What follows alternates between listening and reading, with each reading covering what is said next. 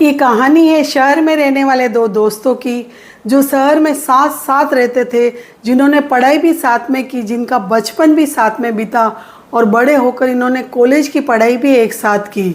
इन दोनों दोस्तों ने जॉब के लिए प्रस्थान भी एक साथ किया और जोग संजोग समझो या प्रभु की कृपा, इन दोनों को एक ही कंपनी में एक जैसी जॉब मिली। इन दोनों दोस्तों के नाम थे चंदन और कुंदन।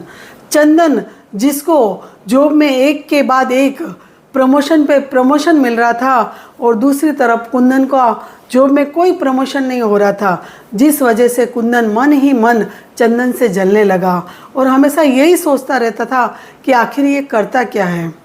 एक बार बॉस ने उसे कुछ काम करने के लिए कहा तो वो बॉस से ही लड़ने झगड़ने लगा और कहने लगा कि आजकल तो चंदन आपके आसपास ही दिखाई देता है, आप चंदन को बहुत प्यार करते हो, मुझे आपके यहाँ काम नहीं करना है।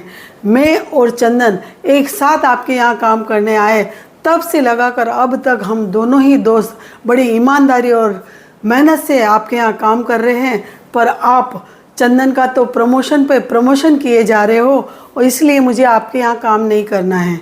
बॉस ने कुंदन की सारी बातों को बड़े ध्यान से सुना और फिर कहने लगे कि मैं जानता हूँ कि तुम बहुत मेहनत करते हो, पर तुम उतनी मेहनत नहीं करते हो जितनी कि तुम्हें करनी चाहिए। फिर भी कुंदन ने कहा कि मुझे आपके यहाँ काम नहीं करना है। तब बॉस ने कहा कि मैं तुम्हारी सैलरी चंदन से ज़्यादा भी करूँगा और तुम्हारा प्रमोशन भी करूँगा, पर उसके पहले तुम्हें मेरी एक शर्त माननी होगी। तब कुंदन ने कहा ठीक है, बताइए मुझे क्या करना है। बॉस ने कहा अभी तुम्हें बाज़ार जाकर ये पता लगा कर आना है कि बाज़ार में कितने केले वाले हैं। कुंदन बाज़ार में गया और पता लगा कर आया और कहने लगा बाज़ार में सिर्फ एक ही केले वाला है। तब बॉस ने कहा कि अब पता लगा कर आओ कि केले क्या भाव दिए। कुंदन फिर बाज़ार जाता है और पता लगा कर कहता है कि केले 60 रुपये डज़न दिए हैं।